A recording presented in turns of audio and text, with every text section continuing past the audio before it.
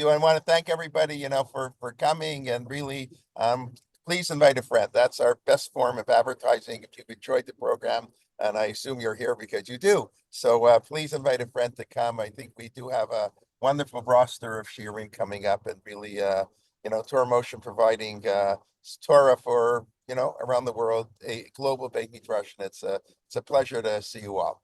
Okay, Rabbi Leibtag, it's all yours. So Rabbi Jay, two things. One, in honor of Rabbi Dr. Gesundheit, who usually teaches Tehillim, and my topic is Hallel and behind.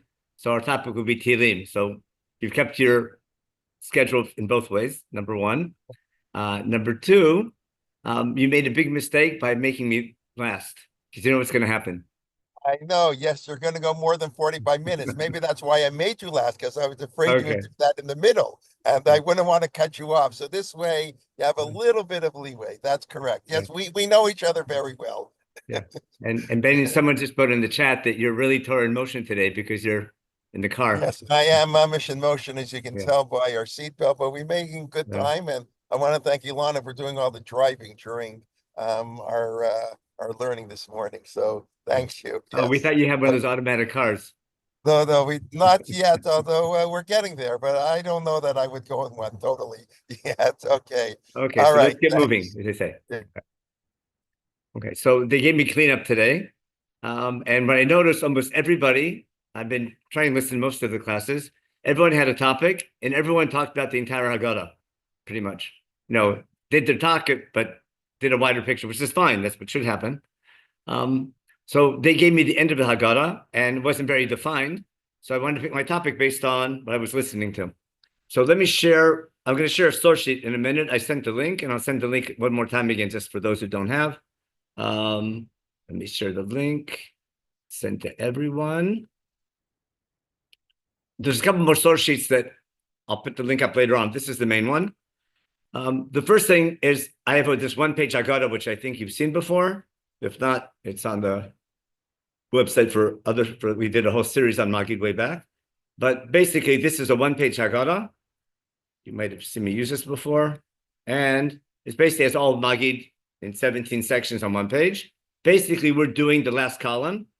In a nutshell, the first column we call pregame show. We have our introduction. We get the kids involved. We explain who's obligated, children and adults, why we're obligated, why the obligation relates to all year long, that the Sipur and Skira, etc. That's there. And then we have how to tell the story, the four sons, and when to tell the story, Yachom Rosh Chodesh. And then we have to begin the story with Brit Ben Abtarim. So we start with Avram Avinu and the Avot. We thank God for keeping his promise of Brit Ben Abtarim. I think Rabbi you spoke to Brit Ben Abtarim, Rabbi. I'll remember his name in a minute. Rabbi Silver. Rabbi Silver, that's right. So you spoke that in length, I think. And then we do the drashot of Brit Ben Abtarim. That's how we tell the story. We follow the Mishnah. And then we start with Gnut and with Shabach, and we have to end with Hallel. So where does Hallel begin? The last drasha of Aramia Vedavi is the famous, what Stacy just talked about the Makot. And the last Makkah, Be'er Cheskah Shtayim, we got the total of 10. And we get Eiler Asamakot. And then we have our multiplication tables, where we go from 10 to 50 with Kriyat Yamsuf, with Esbat Yad. And then we have the famous multiplication tables where Rabbi Lezer says every Makkah was 4 Makot. He gets up at 200. And Rabbi Akiva says every Makkah was 5 Makot. They quote some pasuk, which hopefully we'll get to today. And we get to 250. Now, is that still part of Magid, or is that part of Hallel? So I'll begin with that challenging question. Where does Hallel begin? If Aramea Vedavi is telling the story, that's the Sipur. When the Sipur is over, we start with Hallel. Does Hallel begin with Hallelujah after we lift up our hands at the very end, after B'chol Dor V'Dor? Or does Hallel begin already with Rabbi Akiva and Rabbi Lezer's drasha of 250 Makot? You can guess where we're going to go with this. I want to suggest that Hallel actually begins here if you're paying attention to the word Shenamar, what we're quoting, because he's quoting a pasuk from Tehillim. Okay? Is Dayenu Hallel, or is it part of Sipur? We'll hopefully have time to discuss that. And then, but we're going to start with this column, And I want to begin my shiur with the end of Magid to explain, to try to understand what Hallel and beyond, what we do at the end of Magid. When the story's over, what we do. And now I'm going to share my screen, a different screen. Oh, it's right here. Okay, here's our source sheet for today. Better be this one. Okay. Now, this just happens to be part of our most relates to Sefer Shemot, so it's class number 10 in our regular series. So I'm just numbering my source sheet. Keep in order. And then it's our Pesach Yom Yiyun, Hallel and beyond, and why is Hallel part of Magid? So the only thing you need to remember from today's share, let's just get to the enduring understanding. I want to get to the concept. We don't just say thank you, we act thank you. In other words, at the Seder, we're saying thank you, but the goal of saying thank you is to act thank you. Now we want to prove that. But sometimes you have this one key, and that's the take-home message, which hopefully you would get on your own, but because it's a short share, I'll just state it in the beginning. It's been a long day. Now, how to act thank you, ask your local Navi. I think Stacy actually talked about that, about if you want God to bring redemption again, it's not praying for redemption, it's praying to remember that redemption is a function of your deeds. And if you really believe in emunah, as opposed to emunah, where if I pray hard enough, God will do whatever I ask for him for. But emunah is that if I pray to God to remember that God can redeem me, but it's a function of my deeds or our deeds, then true tefillah will be transformative and lead Am Yisrael to act properly to be deserving of redemption. And we'll see that's why we later invite Eliyahu Navi to our Seder to help us do tshuva, to be worthy of a kind redemption and not trouble. Hopefully we'll get there within the next 45 minutes. Right. So how do we end Magid? So it goes like this. We say as follows: B'chol dor v'dor chay adam larot or lirot, depends which gears you use. The Rambam says laharot, but it's the same idea. Every generation, each person has to feel as though they themselves went out of Egypt. Okay? In other words, you have to identify as though you went there, like you were there. We have a similar idea. Everyone has to feel that they were at Har Sinai. We all said Nasa v'nishma together. The soul, the neshama of Knesset Yisrael, the Jewish people, we all stood at Har Sinai. We all went out of Egypt because we all have to feel that we went out. Now, the core question is the need to identify with that experience, the need to identify with redemption. Is that in order to have gratitude, to thank God for that event, or to understand the purpose of that event? Is it enough to remember what happened, or do we have to remember why it happened? And if that experience of going through slavery in Egypt and then followed by redemption in a miraculous way, and then going through the desert and then coming to Israel, identifying as though we were there, is the goal simply to thank God for being chosen, being saved, or to remember why God was involved in our history, why he saved us, and how that needs to affect our behavior? So here's what I want to show you based on what I put here in green, Shenemar, as I think we mentioned many times. The word that we find most often in Magid is Shenemar. And what I claim, which we always need to do, whenever it says Shenemar, don't turn your brain off, turn your brain on. Always look up what pasuk we're quoting and try to understand why the rabbis are quoting this verse. Because usually it's not just the verse they're quoting, it's the context of that verse. And that's what I want to demonstrate today. Try to understand when the rabbis say Shenemar, what they're quoting, and then you'll understand the depth of Magid and what's going on. Okay, so Shenemar, we've quoted this pasuk so many times. We got to Leibtag Mitzrayim. So that explains why we have to tell this to our children. But I guess I sort of give it away here. But how do we know that you have to feel that you went out of Egypt? Because your child who did not go out of Egypt and ask the question, why are we eating matzah? Okay. What do you tell him? Tell him, God did this for me, Asa Hashem li, when I left Egypt. So if you look at this phrase, Asa Hashem li, God did this for me when I out of Egypt, either we're telling our child a lie, because you didn't go out of Egypt, it's hundreds of thousands of years later. But when you tell your child and quote this verse and say, Hashem did this for me when I went out of Egypt, you can only say that if you identify and feel like you went out of Egypt. So I think the first proof text is from the fact that we tell our children, now that's a beautiful drush, because in Shat, this pasuk was told to the first generation. But if we're going to say that for all generations, that's the midrashic interpretation, and that's why we bring a proof from this line. But this pasuk is not enough. Now we explain why. Lo et avotenu bilvad gal HaKadosh Baruch Hu. It wasn't only our parents who got took out. El af otanu gal. We were there. Shenemar v'otanu utzi misham.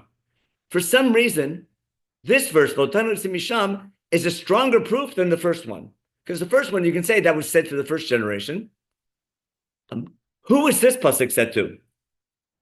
And I know this is not the regular share, so I'm not supposed to ask questions, but just for the fun of it, does anyone know where this is coming from? It's this shenemar v'otanu utzi misham l'man avi otanu. Anyone have any idea where that's coming from? Let's just stop the share for 1 second. We all remember saying it. Do you understand the pshat? V'otanu utzi misham, God took us out.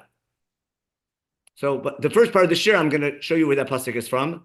I'm just pretty sure no one knows where that pasuk is from. Correct? Arameo Verovi. You have the right book, but the wrong psukim. In Parshas Vayeschanan. Exactly. Okay. We can't see, I can't see your sources. They're too small. Okay, I'll make it bigger. Okay. I don't even know what pasuk you're talking about because I can't see it. Okay, I purposely didn't put the pasuk because I wanted to ask you if you knew where the pasuk was. Already? So let me make it bigger now. So now we'll share our screen again, and then we will put it on. Here we are. Okay, let's move this to the side, and now we can make everything a lot bigger. Please repeat what pasuk you're talking about then. We're gonna get right there in a second. Okay, I just purposely did without the pasuk to show you where it's coming from. I'm making big about the word shenemar. Okay, here we are. Where's this pasuk coming from? Okay, so let's go. We're going to go back to that in 1 minute, and then I want to finish in Magid lefichach, because we went out of Egypt. Therefore, anachnu chayvim lehodot la'adat l'shavech lefer, because we have to feel as though we were there and we went out. Therefore, we're obligated to praise and to praise and to praise and to praise God, right? For what He did for us. Remember, the misha salavotenu velanu.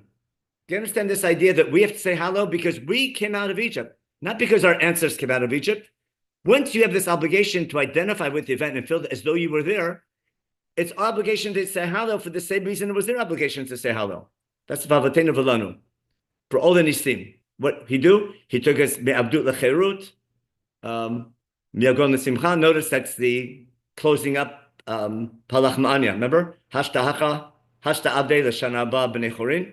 So Me'abdut Lecherut, Mi'agon L'Simcha, Me'evil Yom Tov. And I did my mouse. Here we go. Mishuba L'Gula. And therefore, V'nomar L'fanav Shira Chadasha.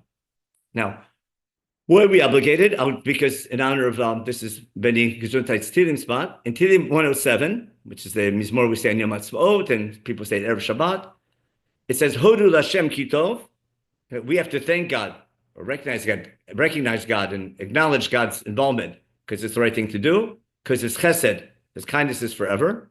Who has to recognize God and thank God? Yomru Gulei Hashem Asher Gala Me'atzar. Anyone redeemed by God.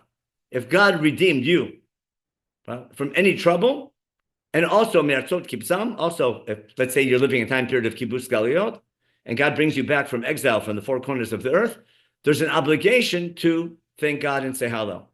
So let's say you're living in the land of Israel, or you returned, let's say thousands of years passed, and God brings us back to our land, there might be a good reason to say Hallel on Yom HaTzmaot. In fact, that's our custom in the land of Israel, to say this Mizmor, Tilim 107, on Yom HaTzmaot, but that's 2 months from now.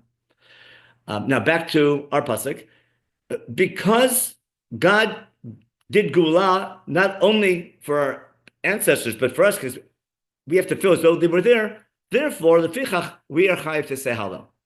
I think that's nice, simple pshat of Magid. And if I simply brought the pasuk from Tilim, if we have time, we'll see more parking from Tilim that'll highlight this.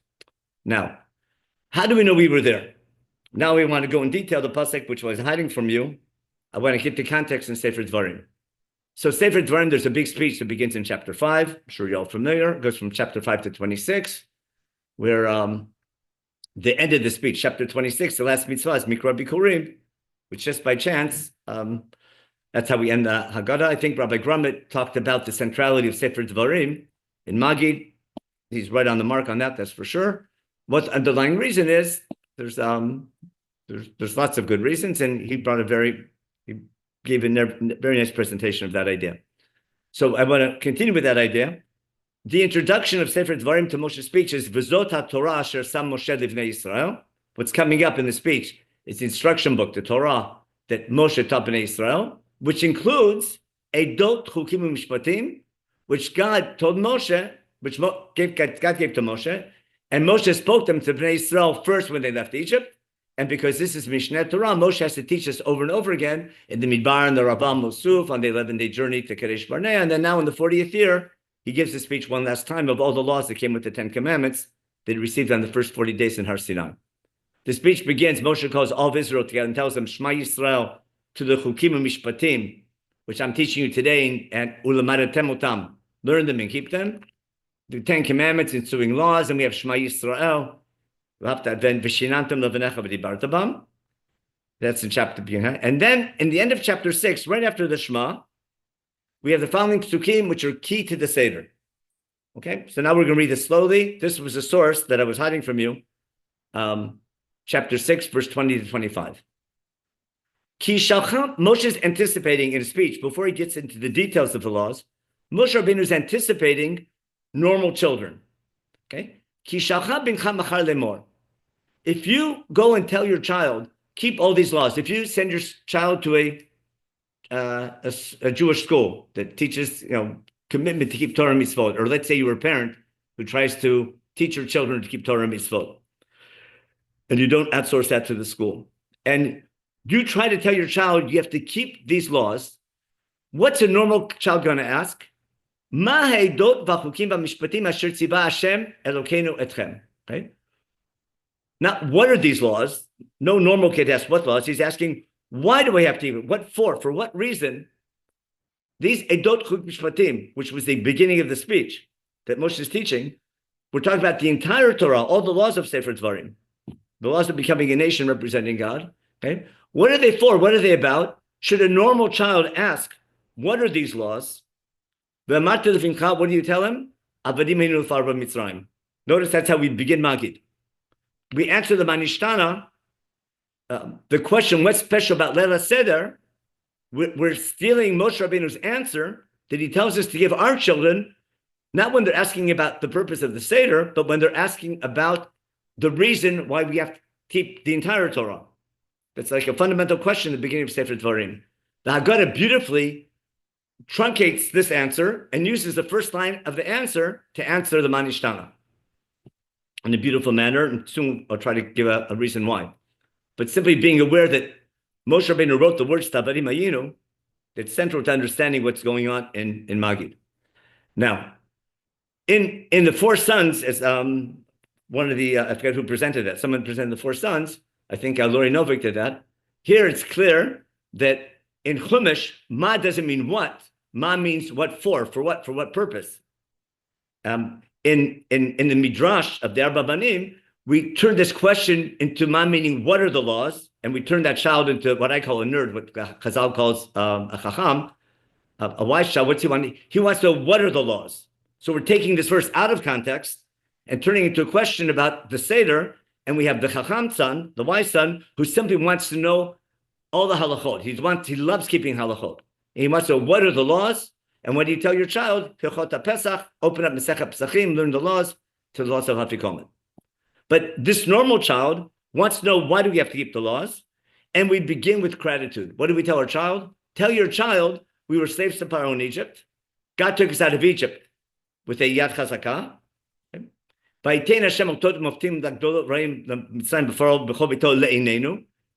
And God did all these great miracles, taking us out of Egypt in front of our own eyes. Now remember, Moshe is repeating this speech 40 years later to the new generation about to go into Israel.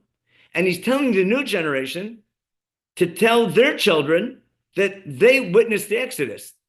And then continue to tell your children, V'otanu hotzi misham.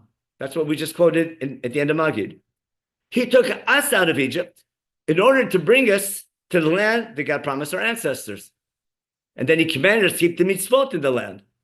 And it's the right, and it's for our good, the tov lanu. If we keep these mitzvot, it's for our good, and it'll keep us alive like we are to this day. Ustakati lanu, it's also the proper, correct thing to do to keep these mitzvot, which God gave us, and that he's commanding us. In other words, Moshe is telling the new generation who didn't go out of Egypt, at least most of them didn't go out of Egypt, because the new generation is 40 years later, to tell their children that they were that they went out of Egypt. And that's how we prove that unless we want to say Moshe is telling the parents to lie, but if you're going to tell your children in the future, even though you didn't go out of Egypt, tell your children that you were there, that you went out of Egypt and God took you out. I prove from there that every generation has to feel as though they went out of Egypt so they can tell their children, God took me out of Egypt, and therefore he took you out of Egypt, and Klal Yisrael, the Jewish people, were there. Now, notice what beautifully happens. We begin Magid with Avadim Ayinu, see that? And we end Magid with Votanu Tzimisham. Now, I'll try to show you why. I want to suggest the reason why Chazal picked these psukim, because these psukim are not only Moshe Rabbeinu's introduction to why these laws are so important. He's giving a educational reason to children who ask the classic question, why is it so important to keep the mitzvot? Number one, out of gratitude. If it wasn't for these mitzvot, we'd still be slaves, as we say in the beginning of Magid, simply out of what's called Hakarat HaTov. If it wasn't for this, we have to be thankful to God. And it's only the right thing to do to thank God. And more than that, we need to know the whole reason why God took us out of Egypt and gave us the land of Israel, and it's giving us nationhood, is in order that we keep this mitzvot. In other words, we don't need to tell our children only what happened and therefore say thank you, but why it happened and what's the purpose of our Gula. It's not that he took us out, but why he took us out. It's not thanking God for saving me, but thanking God and recognizing God that he took me out for a purpose, and the purpose was to become a nation, to keep God's Torah and mitzvot. That's a much deeper reason than just gratitude. That's what we call recognition of destiny. So I simply want to share with you, the first point I want to get across is these psukim from Sefer Dvarim, when you take the word Shene'emar and look up the source and the context, you have a much deeper understanding of why in Magid, we end right here with Votanu Tzimisham. Yeah. Now, in light of the Pasuk and Tehillim that we saw, if God took us out, then just like our ancestors, who God also took out, are obligated to say Hallel, because who has to say Hallel? Yomru Gulei Hashem Asher Gala Me'Abtzar. Anyone saved by God and redeemed by God has to say Hallel. If we really feel as though we went out, we're chayav to say Hallel as though we were right there. And that's how we end, and that's how we introduce Hallel at the end of Magid. So that's part one. I hope that was clear. Any quick questions? Rabbi Jay will tell me, but I think I don't see any questions yet in the chat. Okay. Now, just for the fun of it, I shouldn't have put this in, but I couldn't hold myself back. These last two psukim, which are key, that's why they're so important. These just happen to be the concluding verses of Musaf and Rosh Hashanah Yom Kippur. I'm just refreshing your memories. Put it on the source sheet. Remember, B'Sefer HaChaim, Chazar Tashatz. We do B'Sefer HaChaim, we don't know by heart. Then Hayom Tamseinu, I'm sure everyone remembers. And after Hayom Tamseinu, we start quoting psukim, just like Hayom Hazeh again. God should bring us back. God should redeem us. Kakatuv, Vav Mahar Kodshi. We all sing this together. This is our prayer for redemption on Rosh Hashanah Yom Kippur. And then we need to remember the purpose of redemption. And we quote these two psukim. These are the two psukim that we just read right up here. These two psukim, these two psukim, verses 24 and 25, are also the conclusion of our high holiday prayers. I'm just giving an example of how important it is. When you ever say Shenemar, always look up the source, not just to translate it. What's the context of the source? Where is in Chumash? And you'll begin to appreciate why the rabbis quote specifically these verses, both in Magid and our prayer services, because if you understand their context, they're super meaningful when we daven.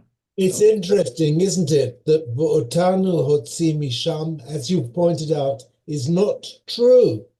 So because Moshe Rabbeinu is speaking to people who weren't taken out of Mitzrayim. So exactly, and he's telling them, he can't be telling them to lie, but if you really feel that you went out of Egypt, because he took us out of Egypt, God made a covenant with the people, with what's called Knesset Yisrael. And because we're born into it, as though they were there. I think you made an incredible chiddush by pointing that out. Okay. I've never heard that, but that's a gewaltig chiddush you've just made. You say it every year. Never thought of it. Yeah.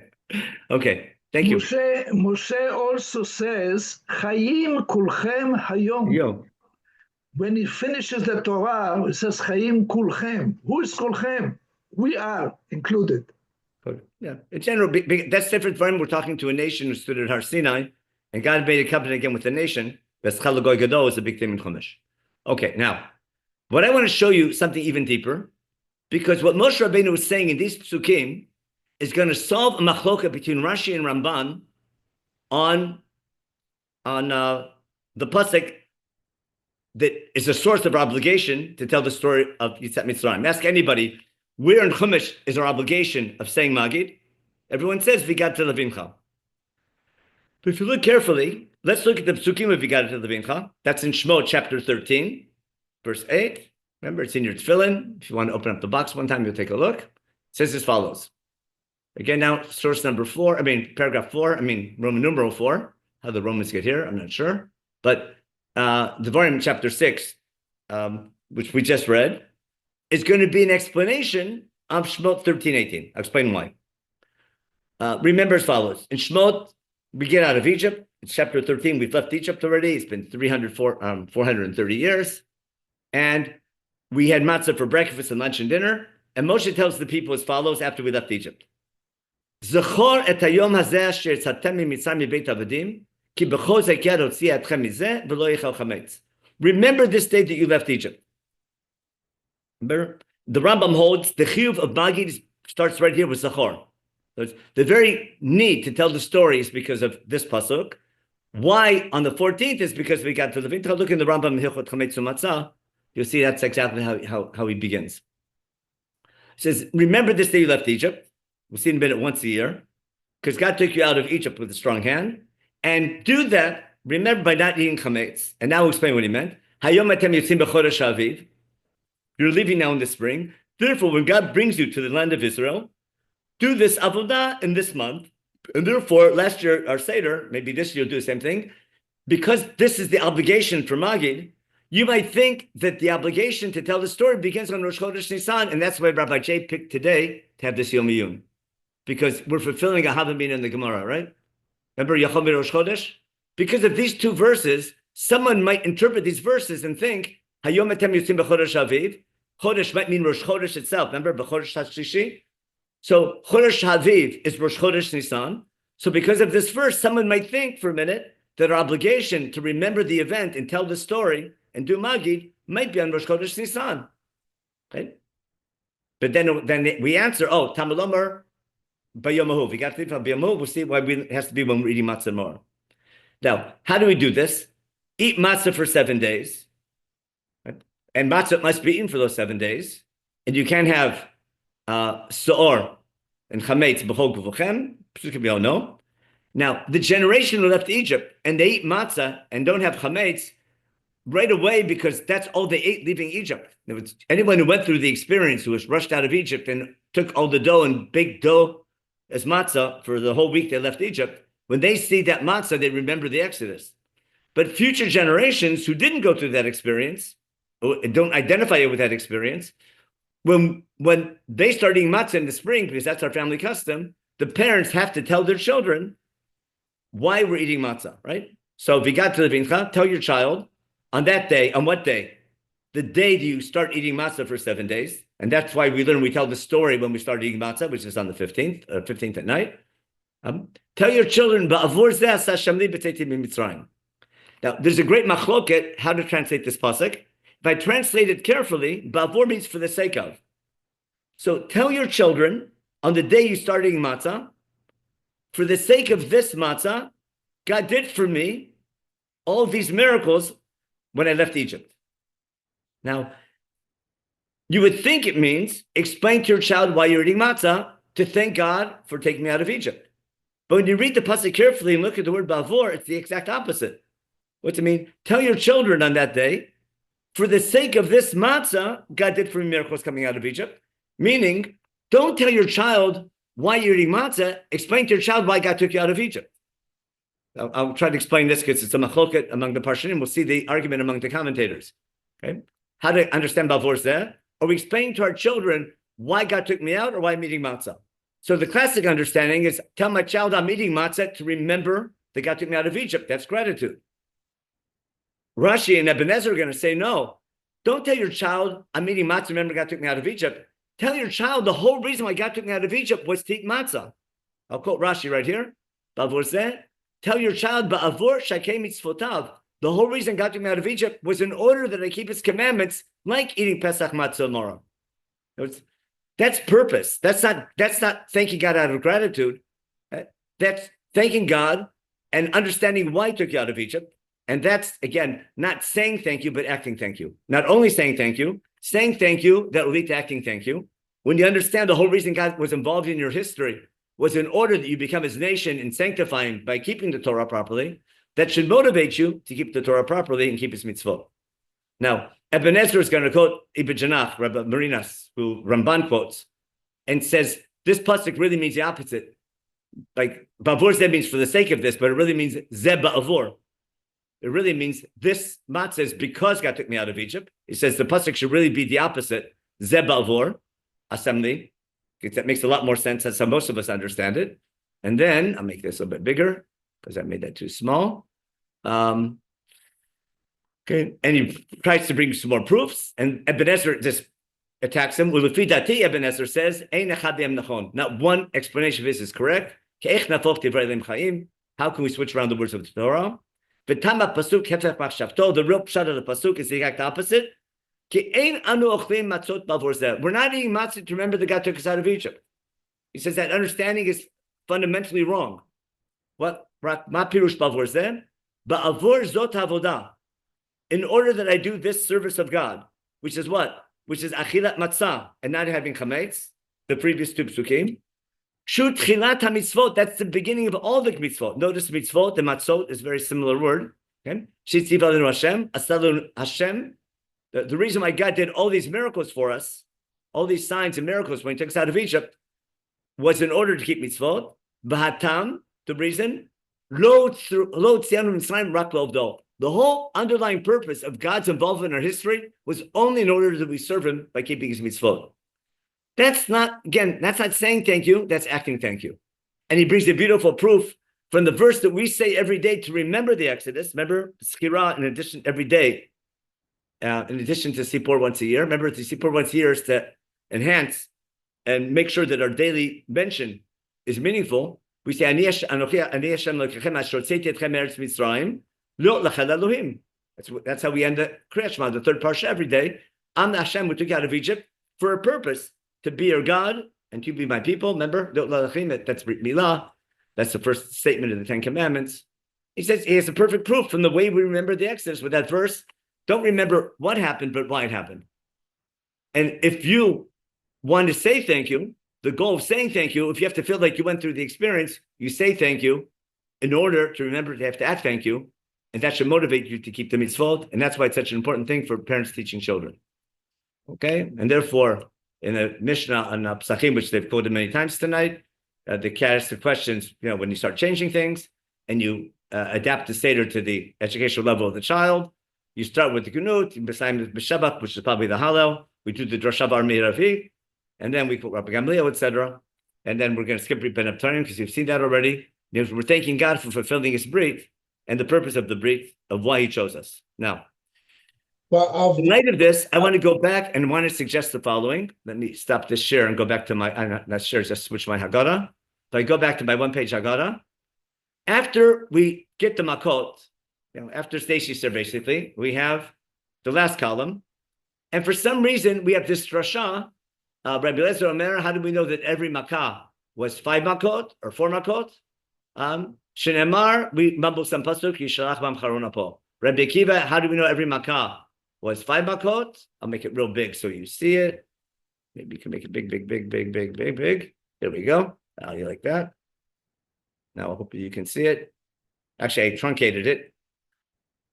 But you have it in your Haggadahs. I'm sure you remember it. How do we know that every Makkah was 4 Makot? Shenemar Yishalach bam charona po. Rabbi Akiva does the same drasha. That it was 5 Makot. Shenemar, he quotes the same pasuk. Now, most people just mumble the pasuk and go on. My claim is you have to look up the pasuk, and that's what we're going to do now for the last couple of minutes. I have no idea how much time we have left. 1:15, 1:30. What time do we have till officially? We started at 1:30, so we have to 2:15, correct? Am I wrong? Correct. So I have another 20 minutes? 25 minutes? Am I wrong? 20 minutes. Okay, good. You're right. So, okay. So let me just review.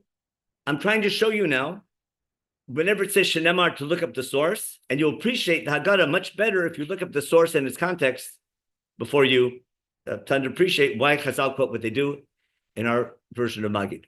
Now, I want to claim is that Hallel sort of begins with Rabbi Eliezer ben Azariah. I'll explain why. With Rabbi Eliezer and Rabbi Akiva, with Drasha Shenemar, because they're quoting a pasuk from Tehillim. Okay, this pasuk is from Tehillim 78, and we're going to read now Tehillim 78. Then we get to Dayenu. Why are we here? Oh, that's the Haggadah. Okay, that's in your Haggadah. I'm going to go back now to our source sheet of today. Is over here. Okay, Maskil Asaf, Tehillim 78. You know what? Maybe I should do an English Hebrew. Because there's a lot of English here, I'll make it life easier for you. I'm going to open up a English Hebrew Chumash. I hope it will take me a second. Here we go. Very good. Tehillim 78 already. Maskil Asaf, you can follow in English if you're not comfortable with the Hebrew. Asaf, remember, was appointed by King David to be the charge of the Levites when he brought their own to Yerushalayim. Tuesday morning and Thursday morning, we bring Shir Shoyomis from Asaf. Hazina mitorati hatuasem iverfi. He's plagiarizing on purpose from Shirat Hazinu, which is when things go wrong, don't blame God, blame yourselves. Eftekabam bashalfi. He starts a poetic introduction. He says, "What? I'm going to open my house and say all the great things that God did. Asher shamanu v'neidaim v'avotenu sipurlanu. I'm going to tell you about all the great things that God did for us that we heard from our parents. And now here's our key point, Daled. The stories that we heard about God in our history from our parents, we can't hide them from our children. This means the next generation, not the last generation. The next generation, achron always can also mean next. Achron is the next after the next, which ends up being the last. But every generation has to tell the next generation what they heard from their parents, the stories of the Torah, the stories of God's involvement in our history and the miracles he did. Every generation has to tell the next generation, Tilot Hashem, that's Hallel, all the great things God did, and all the mighty things he does, and the miracles, Asher Asa. In addition to the miracles that God gave us, Vayakem Edut B'Yakov v'Torah Sam B'Yisrael, God also gave us Edut warnings, and he gave us Torah, he gave us a guidebook, which we call Torah, Asher Tzivat Avotenu Lo De'am Divnehem. And our ancestors, God told us to keep these laws. We received these laws from our parents, and we have to teach these laws to our children. We see this idea of passing a tradition of both stories and laws that we receive from our parents, and we have to teach it to our children. And then what do we have to teach our children? So that our children, they'll know, the next will know, and teach it to their children. And they'll teach it to their children. That's exactly the Seder night, isn't it?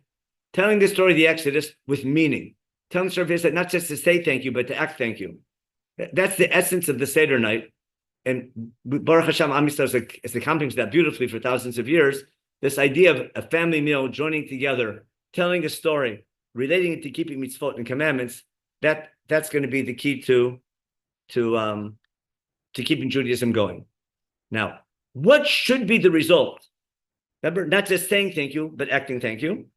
V'yasimu be'Elohim kislam, by telling these stories to our children, they should put their confidence and faith in God. V'lo yishkuchum alarel, they shouldn't forget the way that God runs things, how God watches over with his providence of our people. U'mitzvotav insaru, and that way they should keep and hold on to his mitzvot and follow a Jewish lifestyle. And then we say something which is mind-boggling, which is a reason why it's okay sometimes to be critical of our ancestors when you study the stories about our history in Chumash. We learn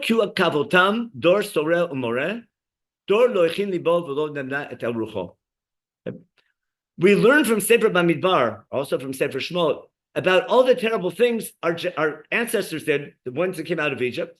They were a rebellious generation. Why? Because bottom line, that generation didn't make it. They could have made it. God didn't have to happen. They didn't make it. They sinned. But what caused their sin? Lo echin libo, a generation, they were not ready yet for redemption. That their hearts weren't ready yet, and they weren't steadfast. They weren't trustworthy in their spirit in keeping God. Meaning, the first generation could have been saved, and they were saved, I'm sorry, but they could have been able to conquer the land and establish a nation as God hoped for, but they weren't ready yet because they weren't trustworthy enough of God. They weren't motivated. God saw they're an Amkshe Oraf. They weren't ready yet had God helped them conquer the land they would have set up, the nation they would have set up, would have caused the Chilo Hashem. They wouldn't have kept the mitzvot properly, and therefore God didn't allow them to go in. He had to bring up a new generation. Now, if we feel as though we went out of Egypt and we want redemption again, and we want God to bring us back and redeem us, we have to remember not to be like our ancestors, meaning we have to be ready for redemption. How are we ready for redemption? Not just by saying thank you to God, but again by acting thank you. That's why some people have a beautiful custom to invite Eliel to the end of our Seder and sing a song about Eliel. In fact, that's going to be the Haftarah for Shabbat HaGadol from the last parak of Malachi Parak Gimel, which is the end of Nevi'im. Hinei Anochi Sholech Lechem et Eliel Hanavi, Lifnei Bayam Hashem HaGadol v'Hanora. In fact, let me go and just share that pasuk with you to show you why. Oh, I'm sorry. I meant to go back to my share. We want to go to Malachi. Give me 1 second. Bible, Malachi. Here we go. The very end of Navi, chapter 3. Remember the Haftarah for Shabbat Avarva L'Shem Mitchat Yudav Yerushalayim Kimei Olam. And it goes on. And finally, in the end, Zichru Torah Moshe Avdi. I should make this a little bit bigger. Okay. Zichru Torah Moshe Avdi. Remember the laws of Moshe, my servant. Asher tzivita otam. I gave you these laws in Har Sinai. Chukim Mishpatim. Going back to Dvarim. Hinei Anochi Sholech Lechem et Eliel Hanavi. Lifnei Bayam Hashem. Before God comes and gets involved in our history and could possibly bring redemption, we need to be worthy of redemption. Eliel's Navi's job is not to announce redemption. His job is to prepare us for redemption. And listen carefully. Remember, we're the Banim and God's the Av. It's Eliel's job to bring Am Yisrael back to God, to keep his mitzvot properly, to serve God with the right attitude in the proper manner. Why? Because if God comes and is involved in our history and we're not ready for it, we don't sing this part because it's a little harsh, but it's in the verse, and that's how Tanakh ends. If we're not ready for redemption, redemption can be ugly. God can be involved in our history. If we're not worthy of redemption, it can be disastrous. I don't want to bring examples. And therefore, knowing that, if you see the hand of God in history and you see the Jewish people being brought back to land, God's involved in historical events, that's a sign of Geulah, but that means not believing that this is the final redemption. It's believing this can be the final redemption, but it's up to us. It's a two-way street, and we have to act properly. As Zechariah says, remember, it's the previous Navi, the same time period. Let's go back to Zechariah in case you forgot. Right there, this is Zechariah. When the people want to know, is this going to be the final redemption? Chapter 8 in Zechariah. Zechariah tells the people, I'm zealous to Zion. God's saying, I'm going to bring my Shekhinah back. Yerushalayim should be the city of truth.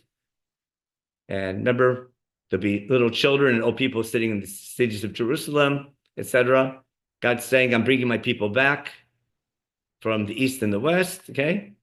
I'll bring them back, and here's the covenant. Bebeit Yotam, and they'll dwell in Jerusalem again. If they do Emet and Tzedakah. Remember, that's what God took us out of Egypt. I'll be their God, you'll be my people. That's the fourth cup. Remember, and then he says, give to people chizuk. They're starting the second temple period. And now I'm not like before. And God says, just like you were a curse among the nations, now you can be a blessing. Don't be afraid. And God's saying, just like I plotted to bring you down, to bring in the Babylonians to take you out because you sinned. Now I'm going on my way to help Yerushalayim, to save you. Don't be afraid, but it's not enough to believe that this is redemption. It's something it can be, but Elu hadvarim asher ta'asu. Here's what you need to do. Dabru emet ish et re'eu. Emet mishpat shalom shiftu b'sharechem.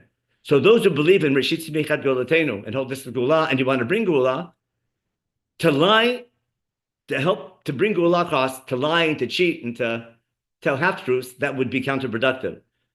To do Sinat Chinam would be a disaster. And make sure there's truth and justice happening in your land. Make sure there's justice in everything and not corruption. And don't think evil things. So don't think he's a bad guy and don't start pointing fingers at everyone else and saying you're right and everyone else is wrong. Respect their opinions. I try to understand them, try to work together. And don't swear falsely. These are things that God hates. That's called the Sinat Chinam game. And therefore God says, remember, the fast days can become holidays on the condition you keep Emet and Shalom, and then it'll be time other nations will come. I'm just trying to show you that Malachi, that's the quote of God sending Eliyahu Navi, it's his job to make sure that we're ready for redemption. And therefore, believing in redemption is not just emunah that one day things will be good again. It's emunah things can be good again, but it's a function of our deeds. I think Stacy, in her previous year, said something very similar about praying for shidduchim, if I'm not mistaken, that a true emunah and tefillah, as opposed to idol worship, is not believing in magical things and saying magical words. You pray to remember that there can be redemption, but redemption is a function of your deeds. So of course you have to pray, but the prayer has to be transformative. And I think when you look at the verses that Chazal are quoting in Haggadah, you see that idea beautifully. Now let's stop this share and we'll go back now to our final, back to our source sheet. Now, in this Mizmor 78, he goes, and we're going to skip that part, he goes and says how bad we were. Lots of examples how God did everything for us and we went astray. But we summarize after 37 Sukkim, our hearts were not ready for redemption. Why did God give us another chance? That we're all familiar with from davening. That's Shevach, that's praising God, that God can forgive. And the reason he doesn't wipe us out totally and always give us another chance because God's a forgiving God. Some people have a beautiful custom to recite this verse before praying to remember, not that God will forgive, but God can forgive. But we have to word this of forgiveness, and therefore, to begin transformative prayer, it's always either in Pesukei de Zimra or before saying Marv, or after davening Shmoneh Esrei, asking for kapara or asking for slicha. Now, then he continues in the Mizmor, something quite harsh, but something fundamental. And now we're going to find the verses that we quote in the Makot. God says as follows: look how much we angered God in the desert. They kept on testing God. They didn't remember all the things he did.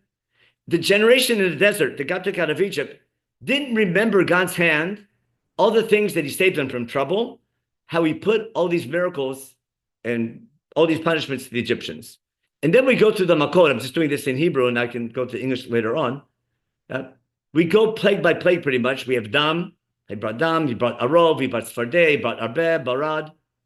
But we'll see, there's the 3 plagues are missing, or 3, 6, and 9, because they don't have warnings. But the other 6 are there. The one that gets the most mention, every pasuk has a makkah, a plague, but Barad gets the biggest mention. Yarog Barad Gafnam, that was the Barad hurt the day 3, the things going from the ground. But as Barad Biram, also day 3, the Barad also hurt day 6, I mean the animals. The Barad brought punishment on things going from the ground and things and the cattle in the fields.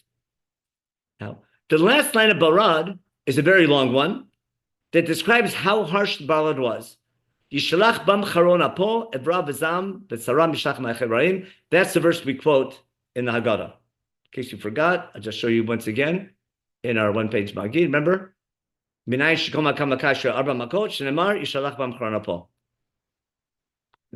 claim is to appreciate why Rabbi Eliezer and Rabbi Kiva are quoting this pasuk, you have to know Tehillim 70. I think it's obvious because it's talking about the Makot and the message of the Makot and what we learned from the story of our ancestors. And I forgot to keep the share on. Okay, let's go back to our source sheet right over here. Right over here. Share and back to our source sheet. Here we go. Now, then we have Dever, and then we have Makat Bechorot. Okay, and then he goes on about how the rest of Jewish history. But we have now. Why is Barad getting such a big mention? If you remember Barad from Chumash, you can look up later for homework. Barad is the 7th Makkah. Barad is like the longest and biggest. But Barad was special because it had an opportunity for those who witnessed the first 6 Makkot to learn their lesson. Remember what God says? Hayareh Dvar Hashem, anyone fearing God, Yanis B'neo. God's announcing, I'm going to bring heavy Barad, heavy hail.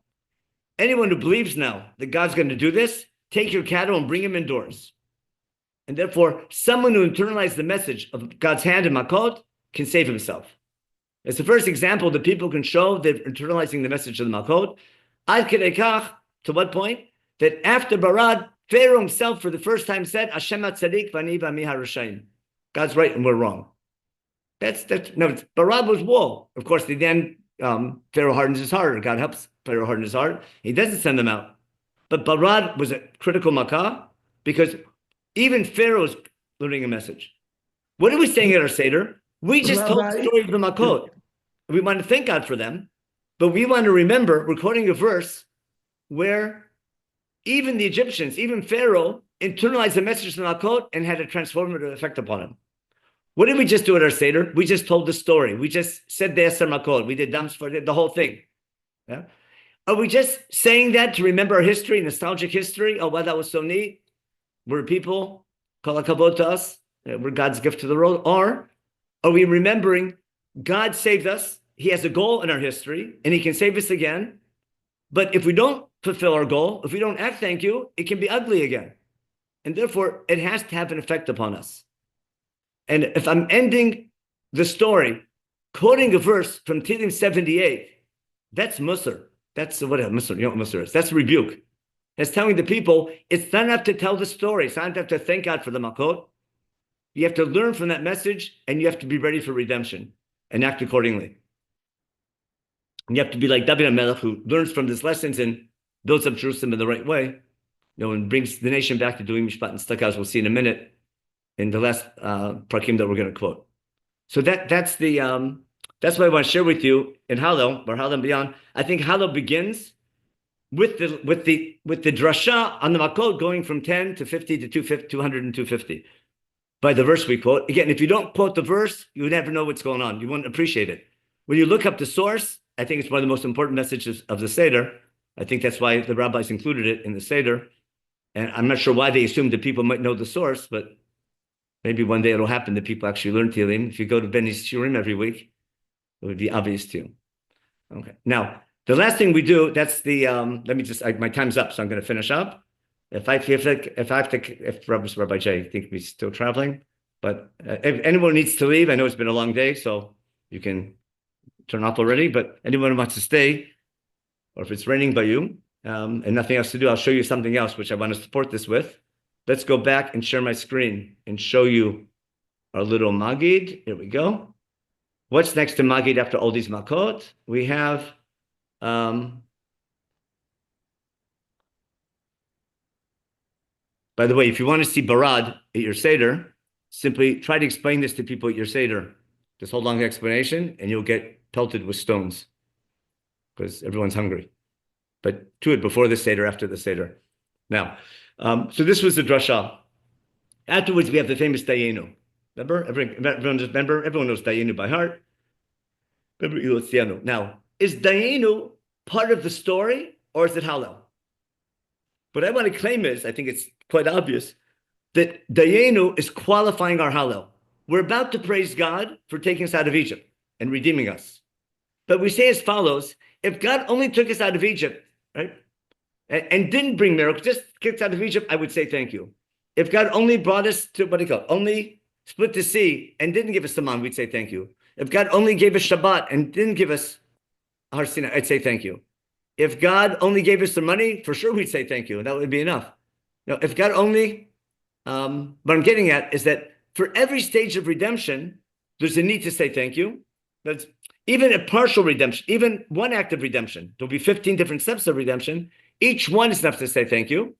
What do we say next? Therefore, al-achat kama v'kama, that's a continuation of Dayenu. Even more so, we have to say thank you. Tovach fula mechuberet aleinu lamakom, because he did all 15 things. He took us out of Egypt. He split the sea. He killed the firstborn. Remember, he gave us the man, he gave us Shabbat, he gave us their money, he brought us close to Sinai, he gave us the land of Israel, he helped us build the Beit HaMikdash. Remember? Now, what we're doing though, we're qualifying our praise before Hallel, but at the same time, we're continuing the story from Yitzhak Mitzrayim to the land of Israel, which I think is also very interesting and cute. And therefore, Dayenu clearly is the introduction to Hallel. It's beginning Hallel, but in a backhanded way, we're using our introduction to Hallel to continue the story that it wasn't just leaving Egypt, it's getting to Torah at Har Sinai, going to all the experiences, getting the land of Israel. And that's what I call Hallel and beyond. Rabbi Gamliel, we talk about in the Mishnah, where this belongs, is that this is like adding the Chumrah of Rabbi Gamliel for the Mishnah. We have to explain, we're about to eat Pesach Matzah tomorrow, we have to explain why we're doing it. So I'll put 15 aside, and then we end with where we started today. Remember, every generation feels though they went through the experience, and we prove it with Bigat Levincha Bavor Asa Shamli, we said before, and not only us, but Shenemar B'Tanu Tzimisham, and I showed you how beautifully we're taking the verses from the Varim, for Moses' introduction to his big speech of why we have to keep the mitzvot, and we take Avadim Ma'inu in the beginning and Votanu Misam at the end, and it's all about purpose. Now, the educational message for young children is gratitude. For sure, that's super important. But for older children, even adults, it's not just, again, I've said it 10th time, not just saying thank you, but acting thank you. And the verses of Hallel we quote are about saying that. Now, just for the fun of it, what's the first line of Hallel? I'll turn this off, my thing. Hallel Mitzrayim begins with Hallelujah, Halu Avdei Hashem, Yalu Hashem Hashem. Avdei Hashem, we're consumers. Remember, we were Avadim to Paro, V'achshav Kirvanu Makam La'avodato. God brought us to serve Him. We have a new boss, which freedom from, not just freedom from, it's freedom for.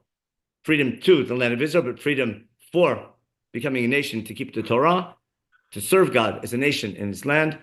And therefore, Hallel begins with understanding that we're chosen not just to praise God, but to serve God properly. And that's Hudul Hashem, that's Avdei Hashem Yelu Hashem Hashem.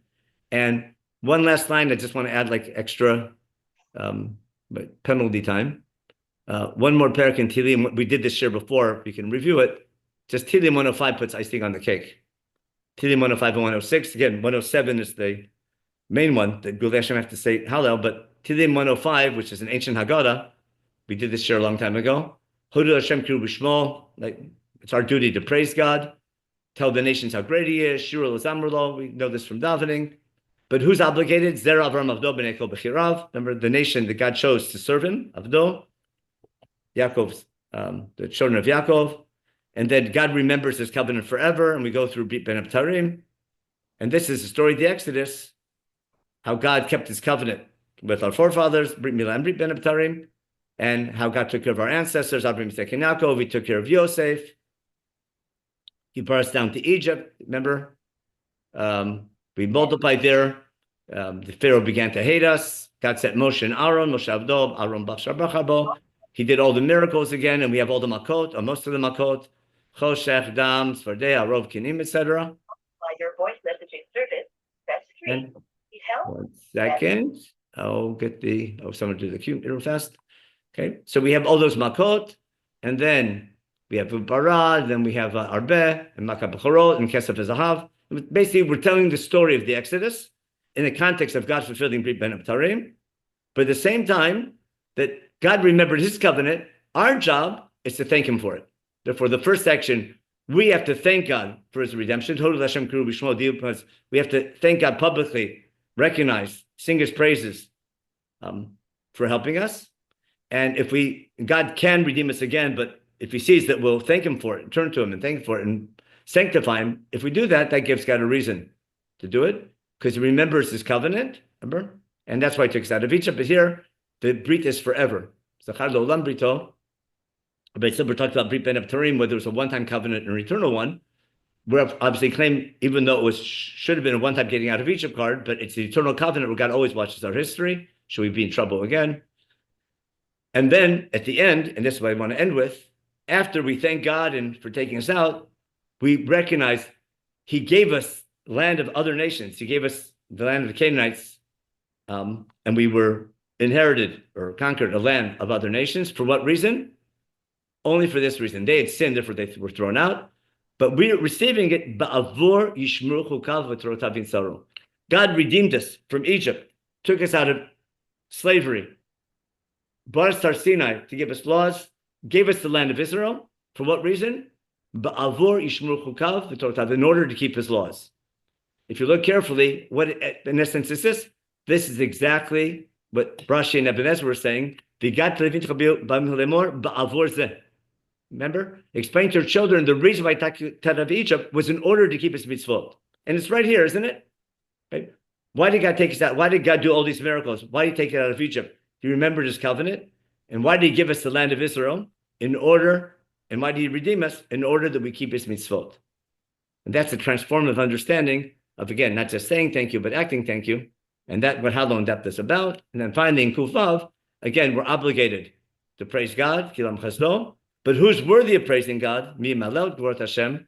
Only in people doing Shomrei Mishpat V'Tzut Tzedakah. You have to build a nation like David wanted to build, a nation doing Mishpat and Tzedakah. They'll be worthy. I'll just end with the great words of Yirmiyahu the prophet. What will bring redemption? Makes it to Shmoneh Esrei, but we'll see it in the source inside. Yirmiyahu chapter 23. What happened?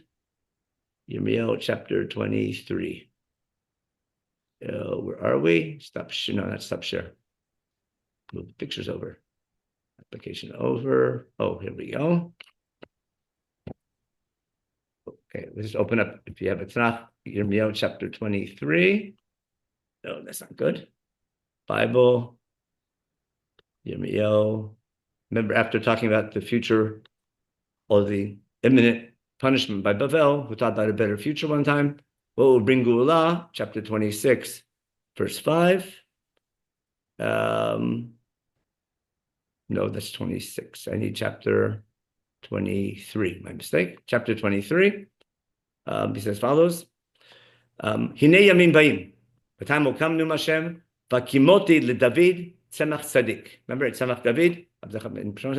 Umalach melech v'izkir v'asa mishpat v'tzedakah ba'aretz. B'yamav tivasha Yehuda v'yisor yishkon levetach v'zeh shmo asher yikro'o Hashem tzidkenu. So a time will come of redemption. There'll be a sprout coming up for the kingdom of King David, or the likeness of King David, to be king, leading the country with wisdom, and he'll do mishpat and tzedakah in the land. That will enable Yeshua. Yeshua comes when Am Yisrael does their side. God can create an historical opportunity. We have to make sure that we're living a life of mishpat and tzedakah, justice and righteousness, to be worthy of that redemption. And that needs to be the take-home message again, not just the simplistic belief, that if we pray hard enough, God can redeem us. The much deeper understanding, there can be redemption, but it's our obligation to act properly. Now, you can argue what we need to do. That's a legitimate argument we have to argue maturely about. But the need, understanding that redemption can happen, and it's a two-way street, I think is an important educational message, especially for adults, even though children might not get it, but adults should really emphasize that, especially in times like our own. Okay, any real quick questions? I know we went over time. I didn't check the chat. The chat has... I'm sorry. Thank you. Mindy, go ahead. It's not questions. Yeah. I couldn't get on to the Yom Yun. I wrote him. I finally got it onto yours, like right at the end. I didn't have any of these sources beforehand. And Here, I'm sending the link right now. It's in the chat, okay? Oh, no, that was the wrong chat. 1 second. there also a tape, not only of yours, but of everybody else's. Oh, yeah, it'll be on the website within a day or two. It'll be in the Torah in Motion website. Yeah, they always put it on. Sometimes it's a day, sometimes it's the next day, sometimes it's the next week, but sooner or later it gets on. Okay. All the sources are on that were given in advance, and the ones that come on the day sometimes take a day. No, we have all the sources I think are on there, and the Rabbi, we gave you the whole hour. So Yeah, we crossed the border, so we switched drivers, so that's why you don't see me. But anyways, you got us from Yetziat America to Canada. So good. Okay, so we crossed the border. Yeah, Torah. Yes.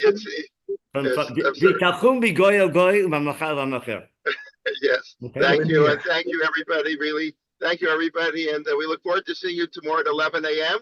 Tamar Weisman will kick off our 19th Shirim leading up to Pesach. And by the way, Mark Shapiro will be giving his class tomorrow night on the Langer Affair, his regular class. tomorrow night, not Pesach related. So, and Rabbi, join us. We have 3 classes tomorrow, and I want to thank everybody and wish everybody Chag Sameach, and please invite a friend to join us, and be well, and let's hear good things. And like you said, Yachome Rosh Chodesh, let us hope for a You were month Mekayim of Havamina today, Simcha. Rabbi Jay. Thank you. Yes, Oh, I can I know. ask Yes. You're yes. Mekayim a Havamina. quick question? Rabbi Yeah. Leibtag, can I ask a very quick question? Yeah, sure. is- I'm on. I've got nothing to do today, so fine. so- It's officially over, but we can keep going. Thank you. Right, Thank you. Jay? It's okay? Never over, right? It's Yeah, over. absolutely. Keep going. As Thank long you, as Rabbi you have Thank you. Until our So- students come and tell us it's time to Very say Shema. quickly, so I don't encroach on someone else's time, but Sure. it keeps echoing in my mind as you talk, and it's an amazing shiur. Todah. So about the Sipur and about the telling and the geula and the telling and the retelling and the thanking.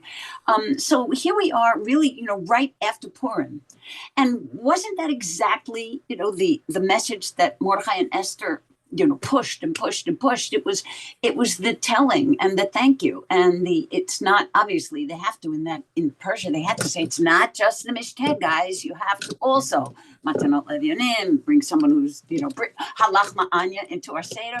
But is it my question really is it only Pesach and the Haggadah that tells the same story and bringing it home, the gratitude and the acting gratitude, or is it also a holiday as essential, as critical as Purim too? Purim. When you look at the laws of Purim, what do you call it? Remember Divrei Shalom Ve'emet? That's Zechariah chapter 8. Divrei Shalom. Right. That's why. Why do we celebrate Purim by Mishlach Manor Ish L'Re'ehu? Remember the verse I showed you from Zechariah? That's the laws of Purim. There you go. It's a real, and that was, if there can be, we might have missed an opportunity for redemption because we didn't go back under Koresh, and now we're stuck in Persia. But maybe God wasn't so happy. But there can be another opportunity. But to be ready, we have to start with the most basic things, and that's dumping the Sinat Chinam, which is an unfortunate, phenomena. So I think, in my opinion, this should be the message of religious Zionism, as opposed to there's a need to fight and protect yourself, etc.